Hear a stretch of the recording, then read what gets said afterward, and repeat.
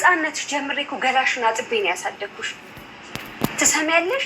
እኔ እዚህ ቤት ወድጄና ፈቅጄ ነው እንጂ ቸግሮኝ አይደለም። እሺ ምኖር ቸግሮሽ ነው እንጂ ታዲያ ሰራተኝነቱን ተመርቀሽበት ነው? ኤቢ አቢጌል እንዴት እንደዚህ ትናገሪያታለሽ? ግን ይሄን ይደብራል። ኧረ አንቺም ተቆረቆርሽላት ነው ሲባል ለካ አንቺም እንደሷ ነሽ። ምን ያለበት ተብላለበት አሉ። በጣም ታሳዝኛለሽ። እሺ ኤቢ ደግሞ ምንድን ነው አርግዘሻል እንዴ? ትመስያለሽ ባላለሽ እንዴ? አይ በአንቺ ልጅ ውጪልኝ። አሁን ስራ አታስፈችኝ። ስራ ፈት ሂጂ። ስታይል ግን መቼ ነው ቆይ ሙያ ምናምን ወጥ መስራት የምታስተምሪ? ያረባሽ በዲግሪ ነው። ኧረ ሙድ ሙያስ። ለማንኛውም ናታን ሲመጣ ንገሪኛ። ምን ነው ከዳጣ ጋር ተቀያየማችሁ እንዴ? ምን ነው አስቀየመኝ አለችሽ እንዴ? አይ አላለችኝም። ግን ደግሞ እሷም ዛሬ ቅር ብሏት ነው ያለችው። በጠይቃት ምንም ነገር አልነገረችኝም። በጣም ከፍቷታል አይደል? አይ ያን ያክል እንኳን አይደለም። ግን እንጃ የሆነ ነገር በሆዷ ይዛለች እኮ። ልጅ ነኝ እማዬ። ቆይ ለምንድን ነው የማታምኚኝ? ምኑን ልመንሽ? ከምሬን ነው። እኔ እኮ አይደለሁኝም ነፍስ አውቃለሁ። ለምንድን ነው የማታምኚኝ ግን? እኮ ምኑን ልመንሽ? ናታን ዳጣን ይወዳታል። ኤቢ ይሄን ነገር ሌላ ቀን ነው። ይሄ እኮ ሌላ ቀን የሚወራ አይደለም እማዬ። ይሄ ቤት እኮ የተከበረ ቤት ነው። የማንም ዱርዬ መራገጫ አይደለም። አንቺ ማን ነው ዱርዬ? ናታን ነው ዱርዬ? ዳጣ ነቻ። በቃ የዚች ልጅ ነገር ይሄን ያክል እረፍት የሚነሳሽ ከሆነ አባትሽን አናግረዋለሁ። አባዬ ምንም ብትይ ያስወጣት። ታዲያ ቆይ እኔን ምን አድርጊ ነው የምትይኝ? ይኸውልሽ እማዬ ዳጣ ሌላ ቦታ ሄዳ ትደር። ምን?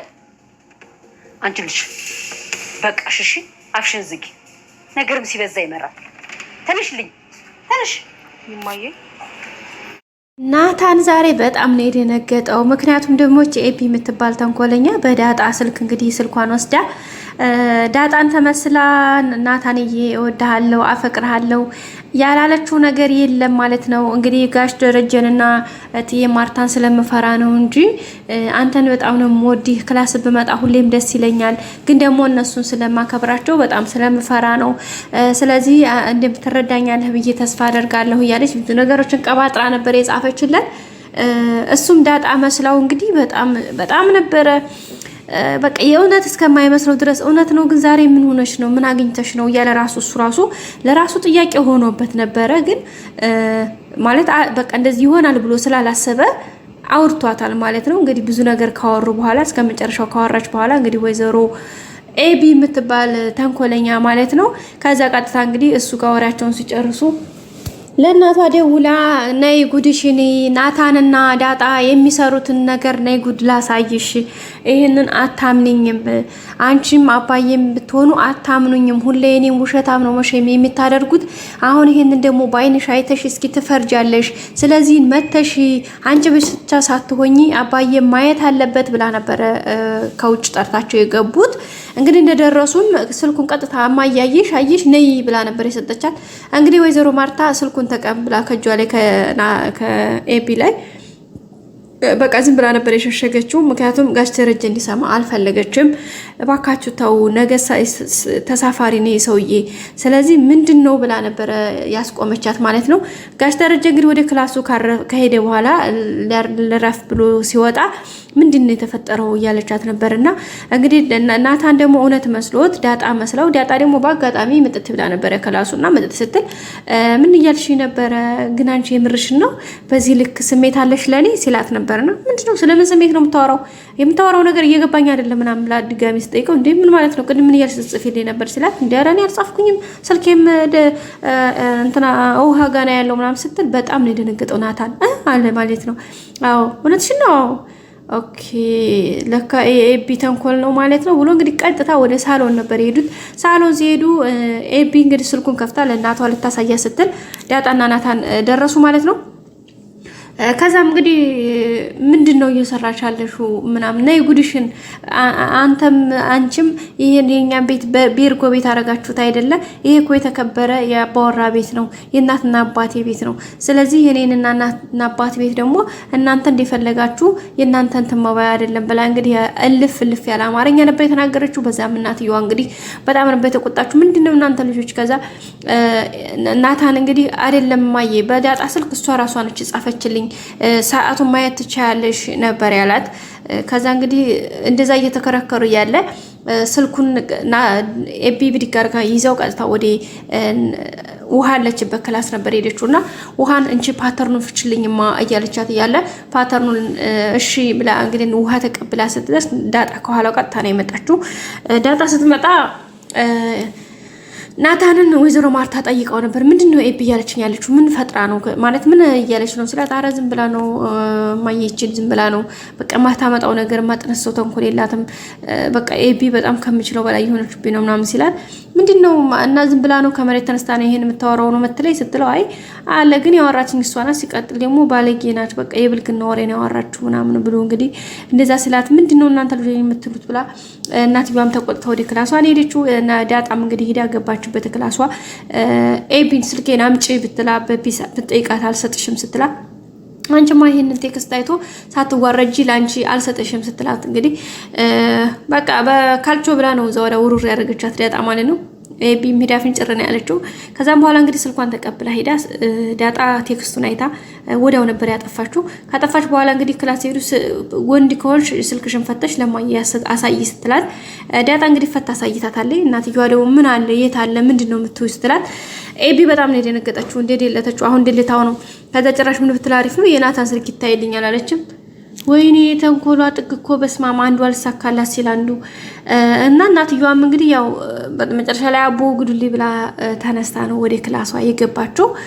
ከዛም እንግዲህ ናታንም በጣም ነው የተናደደባት። በቃ በጣም ከወትሩ በተለየ በጣም የተናደደች አባባ ማለት ነው። ከዛም እንግዲህ ሰላም ሳሎን መታ ጽዳት እያጸዳች ያለ ኤቢ ቁጭ በይ ማምጠይቅሻለኝ ናታንና ዳጣ እኮ የሆነ ፍቅር ጀምረው እዛ የክፍል እየሄደች ነው አይደለ? ለምን አንቺ አትነግሪኝም ስትላት፣ አይ እኔ ባያትም ባላያትም እኔ ምን አማቀጣጠር እኔ እኮ ትልቅ ሰው ነኝ ሀዲ አንዱ መጣ አንዱ ወጣ እያልኩኝ ነገር አላቀሳስርም ስትላት፣ ወየው ልሻንችም ከዚህ ቤት ሁለታችሁንም መውጫሽ ቀን ቅርብ ነው ነበር ያለቻት ማለት ነው። አብዴሽ ነው እንዴ? እኔ እኮ እዚህ ቤት ሰራተኛ ብቻ አይደለሁም ብላ ነው እንግዲህ የተናገረችው። ሰላም ማለት ነበር ያለቻት። ከዛ በኋላ ትታት ነው ሄደችው። አንቺ ድሮስ ሰራተኛ አይደለሽም አንቺ ዲሃ ምናምን በቃ የሌለ ስድብ ነው የሰደበቻት። በቃ ያንንም ስድብ ስትሰድባት ምንም አላለችም። ውሃ ማነው ሰላም ማለት ነው። ኧረ ተይ እኔ እኮ በወልደ ደርስሻለሁ እናትሽ አልሆንም እንግዲህ በቃ ከልጅነት ጀምሬ እኮ አጥቤ ብዙ ነገር አድርጌ ነው እኔ ራሴ ነኝ ያሳደግኩሽ። ስለዚህ እኔን አሁን አንቺ መሳዴ ሞራናለሽ እንዴ ስትላት እኮ አዲያ ከዘላለም ማቶጭ እኮ አዲያ በችግር ስለያሽ ነው ማያትችን መጣችልሽ ብላ እንግዲህ ዳጣንና ሰላምን በአንድ ላይ ነበር የሰደበቻቸው። በዛም እንግዲህ ዳጣ በጣም ቦግ ብላ ታናዳ ነበረ። ልትመታት ሁሉ ነበረ። ናታን ማን ነው ሰላም እንግዲህ አልቀጥታ በቃ እንባ ተናንቋት አልቅሳ ነው ወደ ኩሽናዋ የሄደችው ማለት ነው። እንዴት እንደዚህ በሽ ሰላምን ትናገሪያታለሽ? እንዴት እቺ ሴትዮ ትልቅ ሻርልችም እንዴ ምናምን ስትላት ታየው የዲሃ ነገር ይሆነው ምናምን ብላ እንግዲህ የሌለ ነው እንትን ያለቻት። ዳጣም እንግዲህ በጣም ተናዳ ነበረ። ግን በቃ ታገሰች ማለት አንዳንዴ ማለፍ ያለባችሁ ነገሮች አሉና ዝም ብላት ትታት ነው የሄደችው።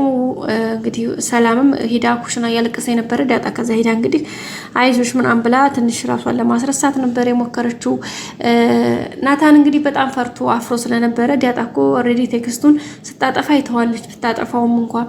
ስለዚህ አሁን ብሎ እሱ አፍሮ ቀጥታ በጧት ነበር ከቤት ተነስቶ የወጣው ከቤት ማለት ነው።